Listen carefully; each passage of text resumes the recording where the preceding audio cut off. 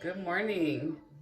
I don't know about you guys, but it's been days since I did my hair and makeup, and I just felt like it was needed today. And since I did all that, why not make a video or two? So I wanted to give you guys a quick tutorial on curling your hair for a more natural beachy look. My hair is air dried. I did use a little bit of a diffuser to kind of bring out some of the wave. You can let your hair naturally dry. The only thing I don't recommend is blow drying your hair smooth because it makes it a little harder to achieve that natural wavy look. And all you're gonna need is a curling iron and a little hairspray.